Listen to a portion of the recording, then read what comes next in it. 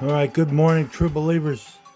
This is part two of the Ravensburg Jane Doe missing person, cold case, and unexplained death all rolled into one.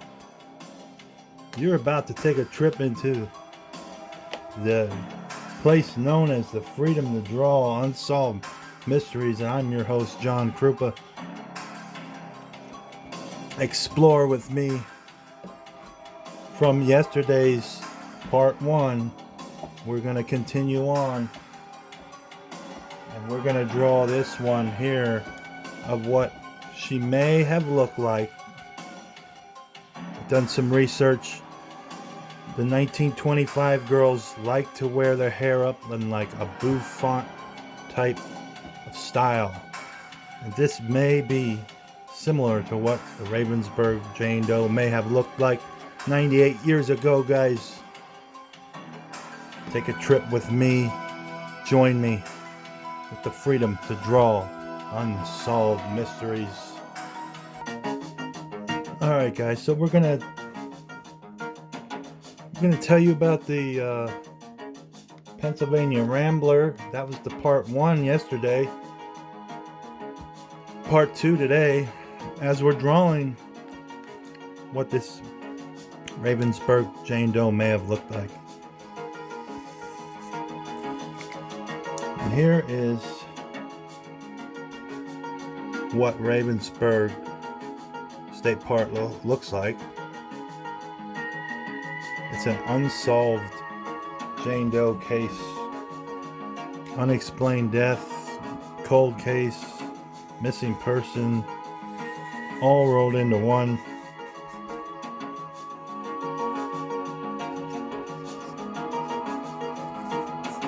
So we're going to continue on the article from 2018 on this Pennsylvania Rambler from yesterday.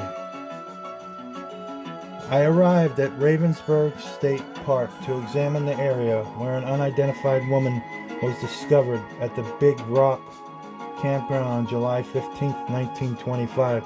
While she remains unknown and mostly forgotten, I have come to know her as Ravensburg Jane Doe. Located south of Jersey Shore, Pennsylvania, Ravensburg State Park can be easily missed by people traveling along 880. The park gets its name from the ravens that once roosted in the large rocks at the southern edge of it. The dam on Rouchtown Road Run is a reminder the park was a creation of Civilian Conservation Corps.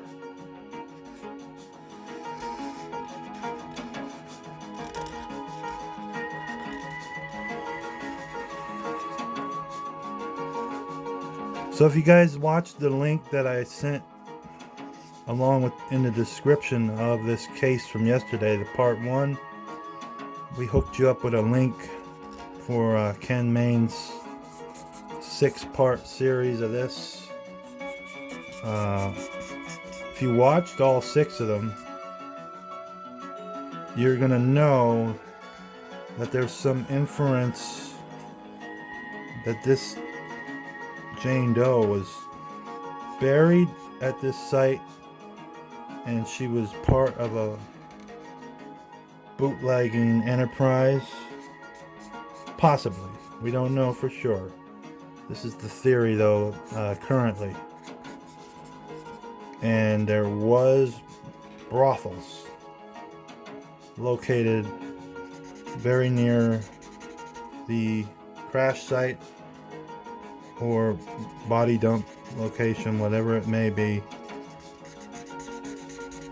And there's some inference here that this girl may have been a lady of the night, a prostitute. And I looked up how prostitutes dressed and what they looked like, and I kind of mashed this all together along with the blue dress that she was wearing. And if you watched it on my show yesterday, we did like a body type body type drawing of how she may have looked, different angles. Now we're just drawing a full frontal sketch of what she may have looked like. This is different, and it falls along the lines of what I normally do here. Now, they used to wear flowers. It's very popular to wear a flower in the hair if you were working at a brothel.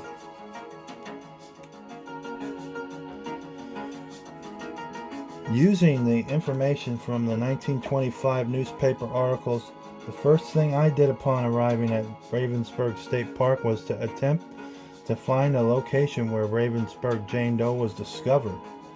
The distance places the locations between 2 and 2.5 miles from Rouchtown, which places the location of the murder scene somewhere between the main entrance and the location of the dam.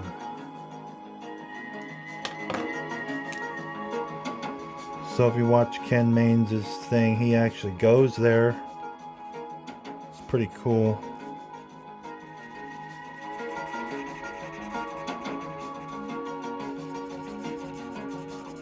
You definitely got to watch that if you haven't watched it yet, in order to fully understand what I'm trying to do here and what he's trying to do.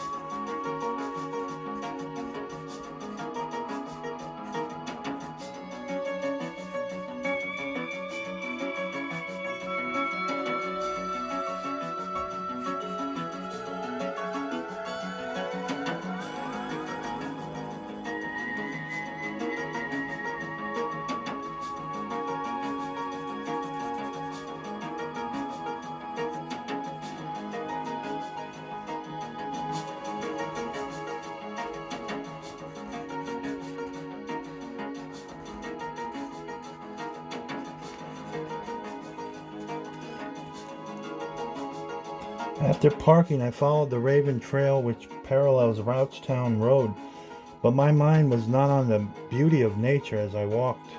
Instead, it drifted into the past. The Lockhaven Express in the August 3rd, 1925 edition stated at least 11 missing girls had been suggested as Ravensburg Jane Doe, but the majority of them had been eliminated as a possible victim. The possibilities of who the unidentified girl was were mostly women from either Sugar Valley or Jersey Shore, but her identity went to the grave with her.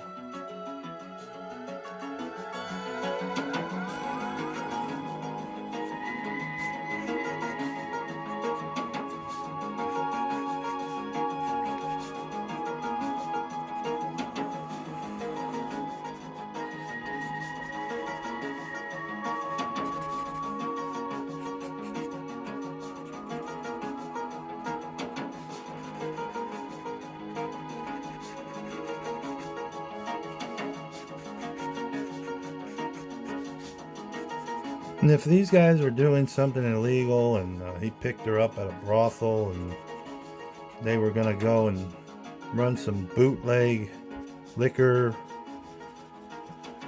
they were going to be driving fast and they could have gotten to an accident. She could have been dressed to the nines like this because that's where he met her, at a brothel. This all could be. We're not saying it did happen like this, just theorizing here. So this is what she may have looked like.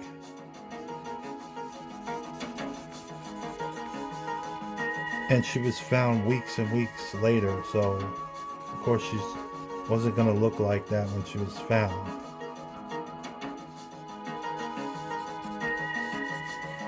I'm trying to get you a sense of what she looked like before she was murdered or whatever happened.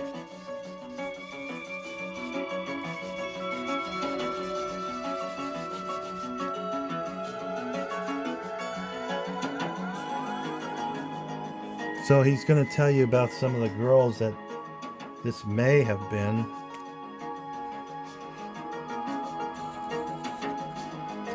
The Whitmore girl. The Whitmore family from Williamsport, PA were interviewed about their missing daughter possibly being Ravensburg Jane Doe. After talking to the family, authorities determined their missing daughter was not the murdered girl.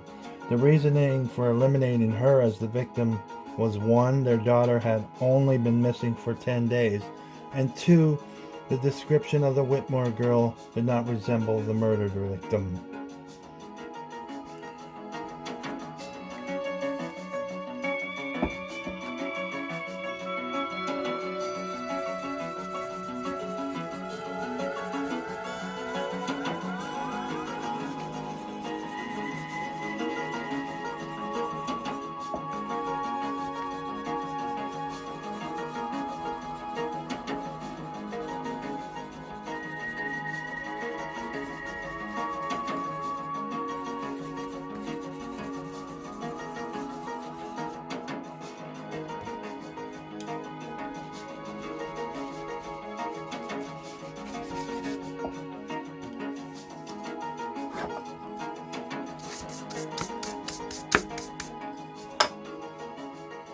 Number 2, the Edwards girl. Another possible identity to Ravensburg Jane Doe was the daughter of the Edwards family from Jersey Shore.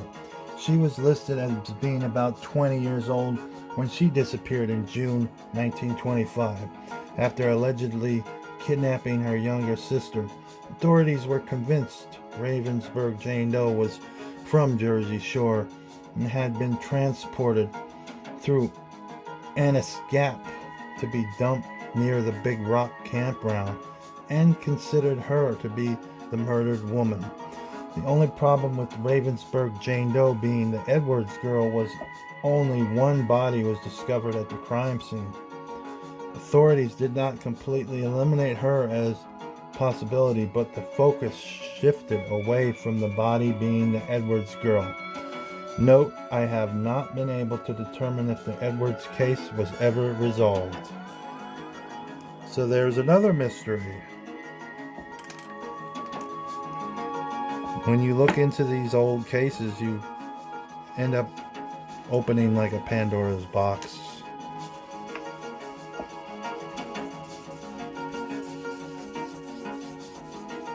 Basically.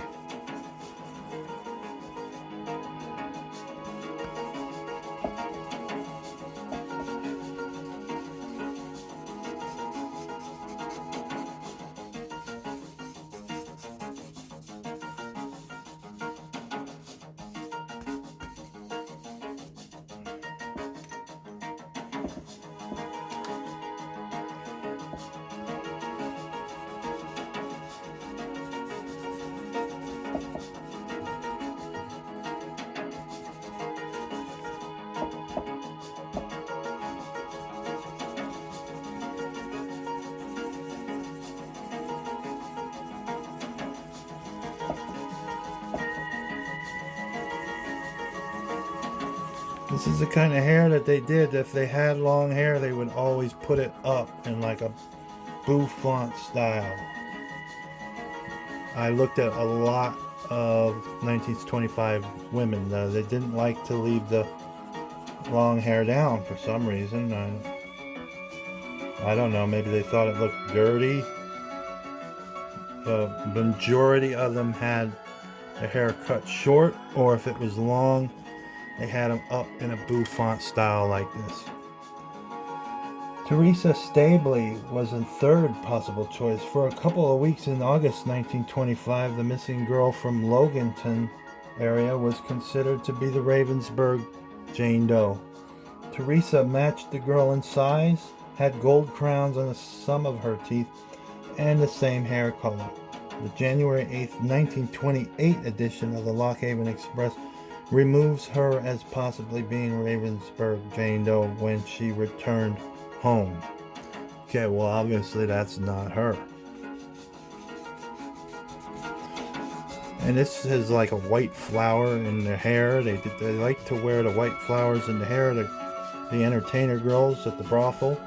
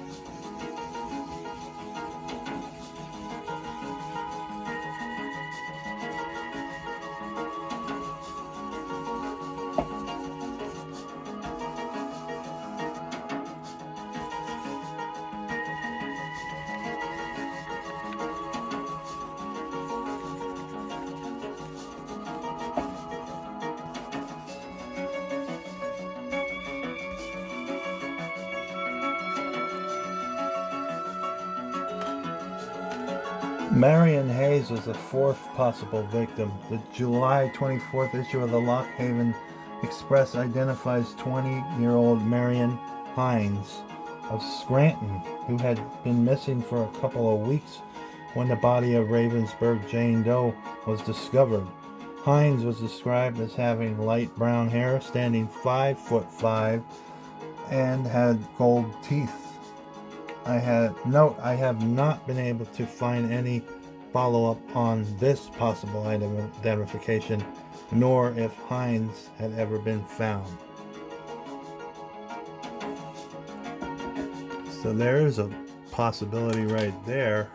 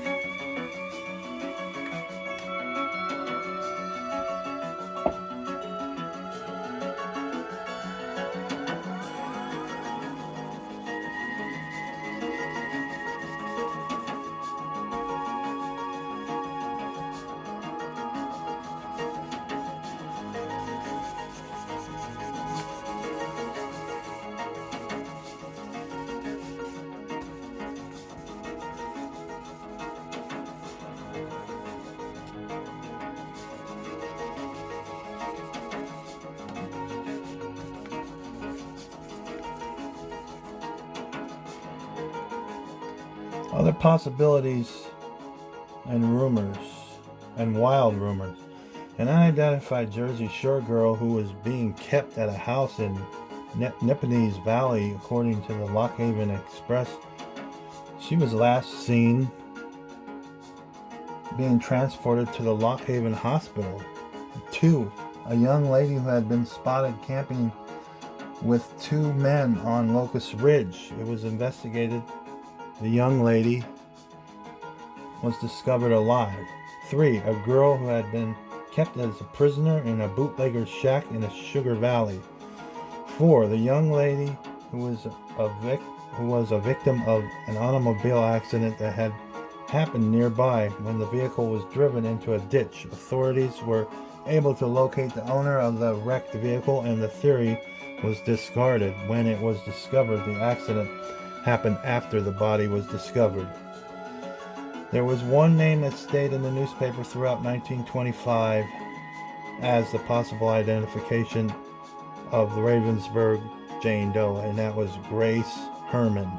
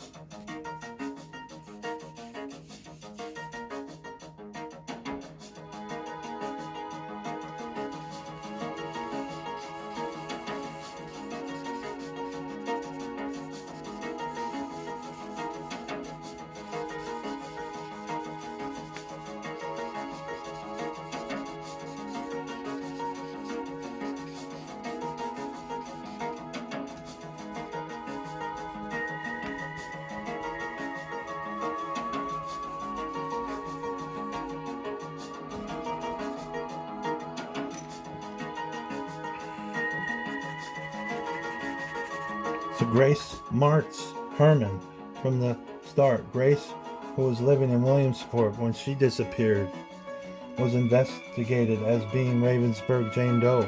Authorities believed she was the Ravensburg Jane Doe from the start, but it appeared that they relied too much upon a claim made by her friends and family. Herman was originally from Sugar Valley, where her father, Henry Martz, still lived and was raising Grace's daughter. Henry was initially convinced that this was his missing daughter, but when he viewed the body, he was unable to make a positive ID due to decomposition. When he examined the clothing found with the girl, Henry stated the clothing was unfamiliar to him and was sending his daughter to see if she recognized them. Newspapers did not reveal the other daughter ever arrived to examine the clothing.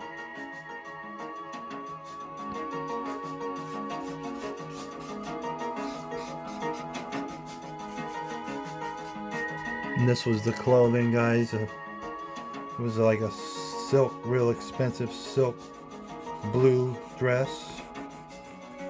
We're not doing color today, but it was very good quality.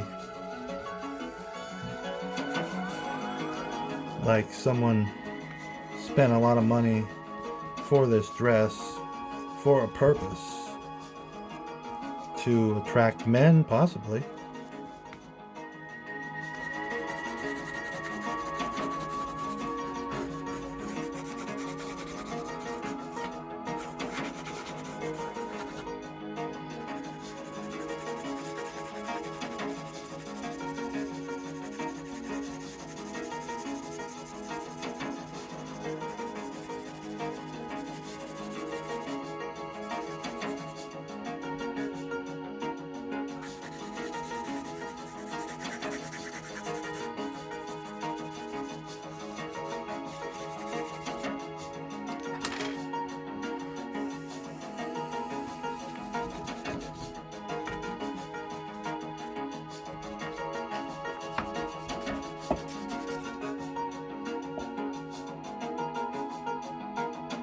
A couple of days later, after Henry examined the body, the Williamsport police informed Henry that they had received a telegram from authorities in Newark, New Jersey.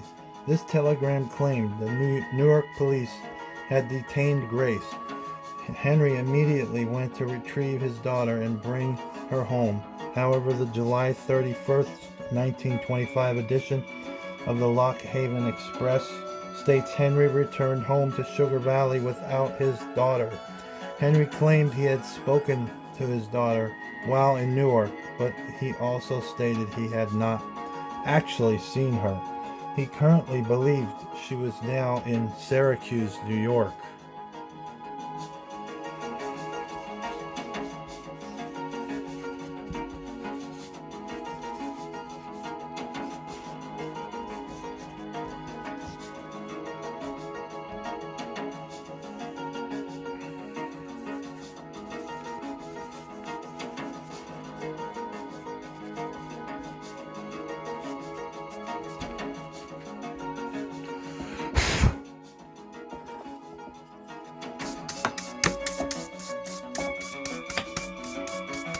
And this is what possibly the Ravensburg Jane Doe could have looked like.